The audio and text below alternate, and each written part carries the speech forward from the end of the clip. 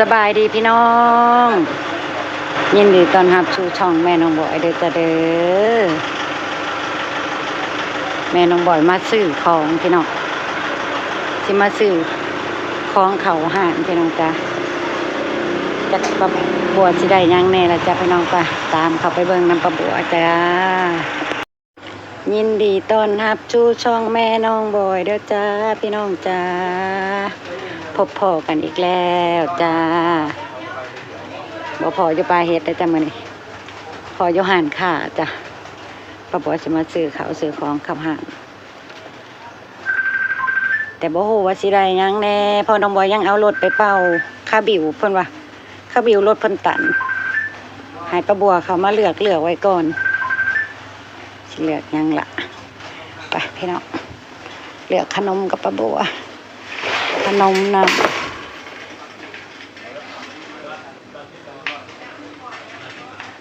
อันดับแรกคือไม้ถูก่อนเลยเนาะจ้ะหรือว่าตะเขียบบ้านป้าบัวเอิ้นไม้ถูอันดับแรกป้าบัวเอาก่อนอะไรอีกน้ำส้มชายชูซอสพริกเอาไปใส่ก๋วยเตี๋ยวพี่น้องจ้าซอสพริกเอาไปเป็นใส่ก๋วยเตี๋ยว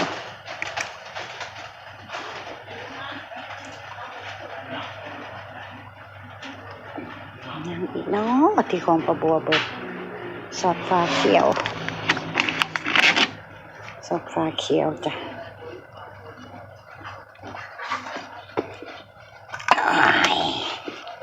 เอาไว้ก่อนเดี๋ยวจะค่อยเอาขึ้นรถ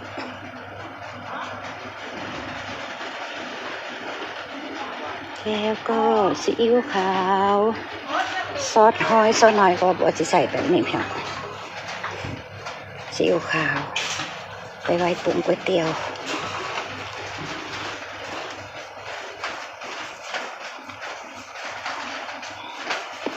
ที่กระบอก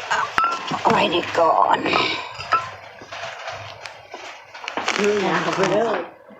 ผงชูรสตัวไหนที่ป้าบัวใส่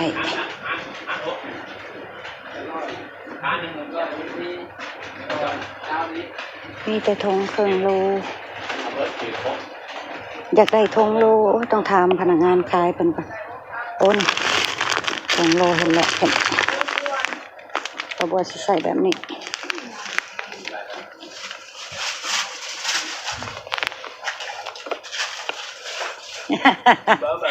เอ้ยประวังหนี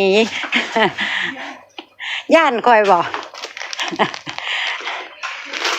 ทำเลยดิเอาของป่าขึ้นไหนเนื้อนี่พนักงานห่านนาฮักรอจะไหนดูรอปิดมาไหมดู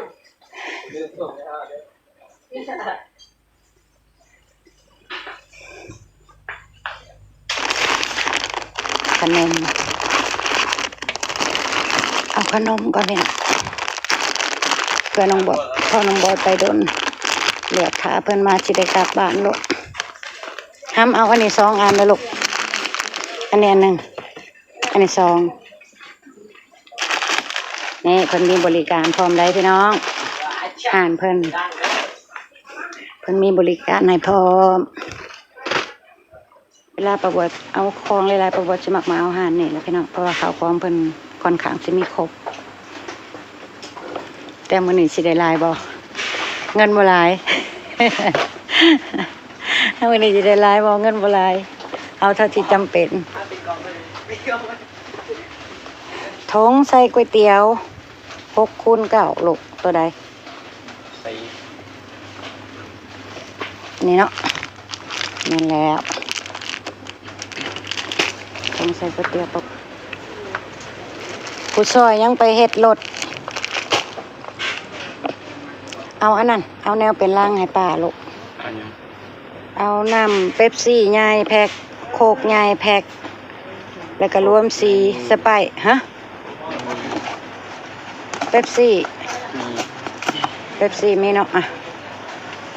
เป๊ปซี่ใหญ่แพ็คหนึ่งเป๊ปซี่น้อยแพ็คหนึ่งแล้วก็อันพวกสไปซ์อันเดซ่ารวมสีนะมีบอกขวดใหญ่นะลูกใช่แต่น้ำจะไปยังไงโอ้เอาแต่เป๊ปซี่ใหญ่เป๊ปซี่น้อยให้แล้วคันนั้นนะเป๊ปซี่ใหญ่จะแข็งเนี่ยเป๊ปซี่ใหญ่เอาสองก็ได้มันบ่มีแนวอื่นเลยเด้น้อยเอาอันนึงโออิชิแก๊สหนึ่งโออิชิขวด20 บาทนะสีเหลืองเด้อแก๊สหนึ่งไปเดี๋ยวของอย่างอื่นเดี๋ยวป้าเลาะหยิบเอาเองกาแฟวิตามินซีที่ประบัวขาดอยู่ห่างโอวันตีนกองแล้วก็เบิ่งกาแฟซองก่อนพี่น้องเอ้ยกาแฟซองเพิ่น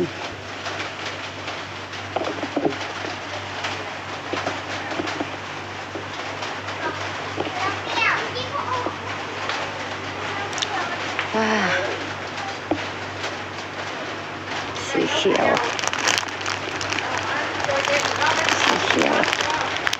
บ้านประบัวสิมักกินเบอร์ดี้กันพี่น้องกาแฟซองเขียวกับแดงแต่ว่าสีแดงของประบัวยังลายอยู่ขาดแต่สีเขียวเอาแต่ขาดเอาเท่าที่เพิ่นขาดก่อน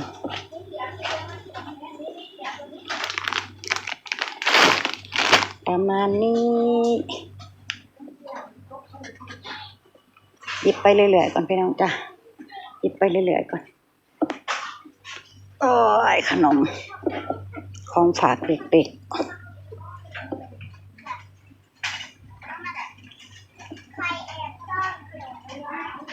ขนม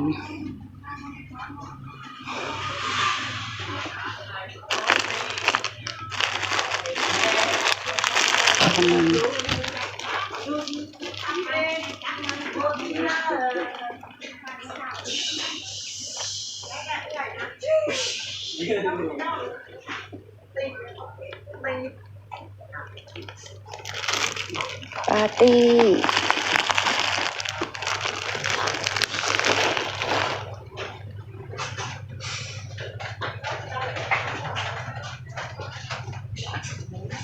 จักสิเอายังเมื่อล่ะทุกอย่างก็เป็นตะไคร้เบิดหั่นล่ะแต่ว่าต้นทุนน้อยอย่างจะเป็นตะไคร้หมดอันนี้คืออะไรเอ่ยอันนี้คืออะไรขนมเด็กน้อยพี่น้อง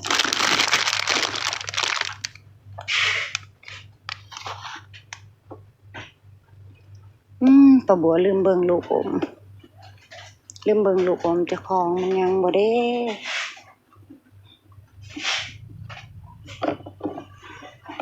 นี่ก็ลูกค้ามากินโกปิโก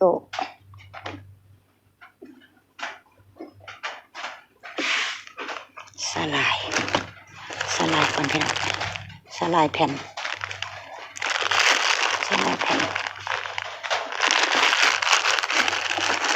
เอาได้ผู้รถเอามาหยิบมาในแถวเนี่ยมาแล้วพอน้องบอยมาแล้วไปดีพี่น้องบริเฮ็ดจำบ่เขาบูเฮ็ดให้ครับมาเฮ็ดเองเฮ็ดอะไรนะมาหมดแล้วเอาแม่โกปิโกนี่ดิใส่ตัวใดโกปิโกได้นะคอยกองไว้อยู่นะไปหยิบมา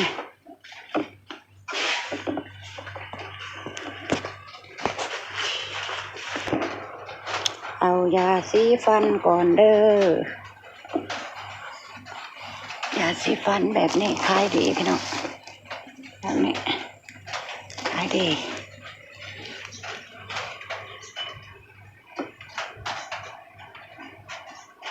ยาสีฟันป้าบัวก็บ่ได้จดรายการเบิดมาคิดเอาเอง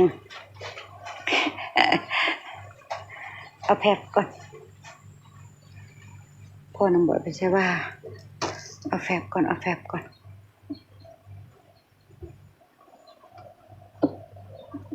อา เอาผงซักฟอกก่อนเด้อพี่น้องจ้าผงซักฟอกก็สิเอาแต่อันแนวไทยบ้านเพิ่นใส่อันนั้นพี่น้องเอาแต่แนวไทยบ้านเพิ่นใส่เพราะว่าบางยี่ห้อเพิ่นบ่นิยมใส่ก็เอาเมื่อก็บ่ได้ขายพี่น้องเพิ่นใส่แบบนี้บ้านแม่น้องบอยเพิ่นใส่แจ่ว3 ถุง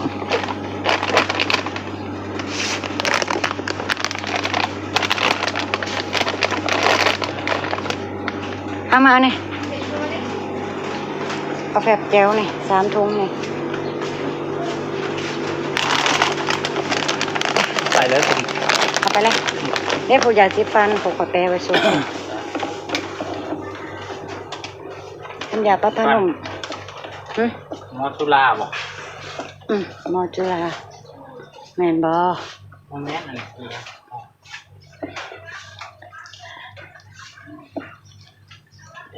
ตักแต่ข้าเจ้ามากใส่ก็เอาเมื่อโลก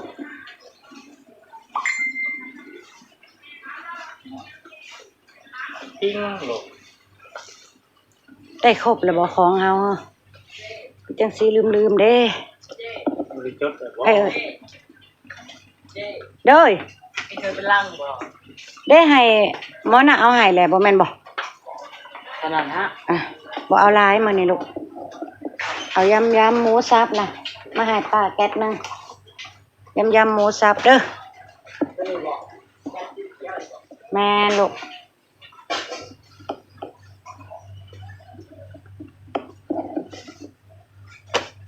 ใส่ใบแห้งได้เจ้าย่างไป ไปแล้วไม่ไหวแห้ง อ๋อ ที่โหลดไปแล้วน้ำตาล โอเซ ไปแล้ว โอเซทางนั้นกับได้ขาดอีหยังเนาะขนมสดเอาอีกจะบอกขนมสดเฮ้ย ตามใช้เสียงหรอ บักอันตามมันลุงน่ะไปลูกกระบวนสิเดือเอาขนมปังมาขนมปังใส่เวลาเพิ่นเฮ็ดเวียงเมื่อยๆเพิ่นกินก็สิได้มีแห้งเนาะแบบนี้พี่น้องเดี๋ยวป้าบอกเอากระตามาเดือดก่อนเด้อ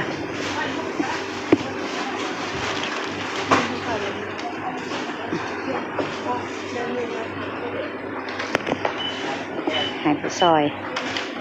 ยเลือกพี่ขนมสดเลือกเอาเถอะ นี่วะ จะเอาตัวใดก็เอารถให้มันคนนิยมกินเลยเนาะ รถได้คนนิยม สังขยาอันนี้รถสังขยามันคือแปรแหลกแผดนั่นนี่แหละเฮ้ย ลมเข่า มันใส่ได้ติดบ่ล่ะ มันกิ้วแล้วแต่ เอาที่มันโป่งๆเลยที่มันบ่มีอัดลมเอาไปเดี๋ยวก็อันนั้นเลยอันนี้รถกะหรี่เอาลองดูเอากะหรี่มาดูรถยังนี่ใบเตยโอ้ยจะเป็นแบบนี้ได้ขนมก็ได้มันแบ่งกระลัดกระแตอยู่พี่น้องเลยประบวบ่มั่นใจเด้ มันบ่ได้แบบมันกิ้วแล้ว เด้นี่ตัวนี้ได้อยู่นี่นี่ค่ะอ่ะจัดอันแล้ว 3 เอ่ะ 2 4 5อันแล้ว6 อัน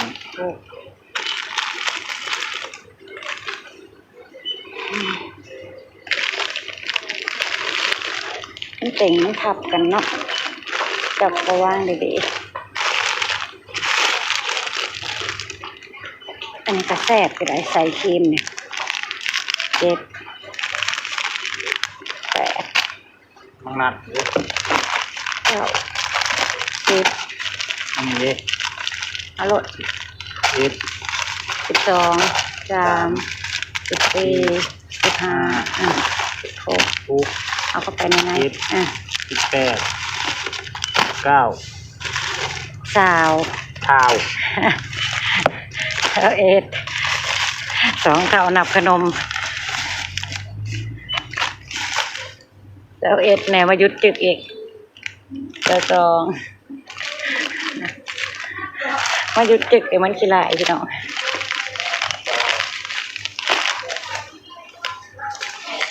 เอาแบบนี้ถามอ่ะเอาน้ำให้มันครบ2 โล ครับสี่ พอละ2 โลเอามือลายกะอย่ามันขึ้นลงขึ้นลายอย่ามันเวิดอายุเนาะพี่น้องมันเป็นขนมสด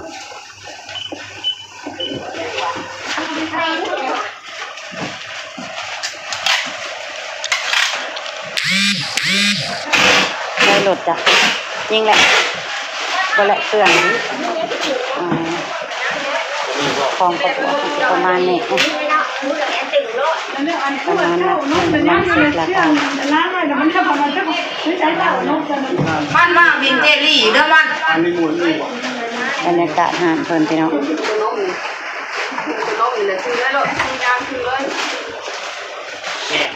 ถอยมาวิโก้พอบ่อยนะถอยมา เอาของขึ้นรถแล้วพี่น้องจ้า ซื้อแล้วเรียบร้อย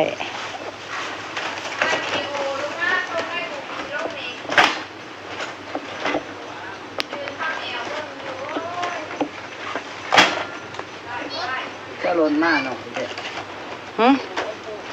รถโอ้ยนี่ไงสุดสำหรับป้าแล้วรถนั่นเลยนะรู้ลาสุดเลยได้นี่ พนักงานถามว่าคือเอารถหน่อยมาเด้ ง่ายตั้งแต่ซื้อก็ได้ร้อนมากเลยตึงดอก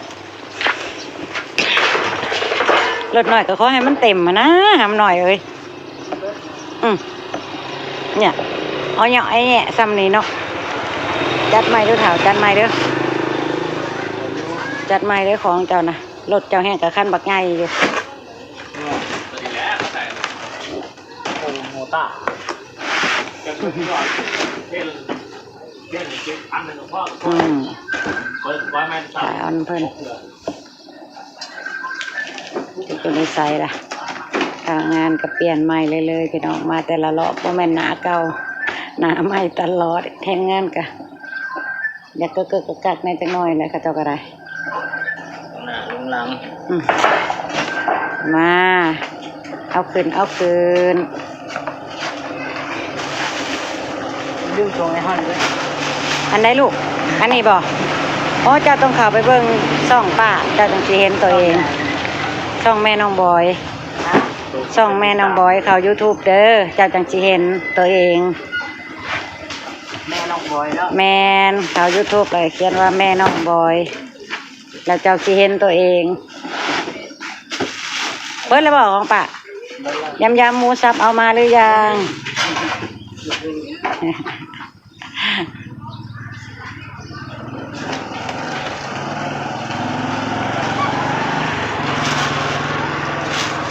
จัดไม้เด้อสาวล่นเหี่ยมือนำทางได้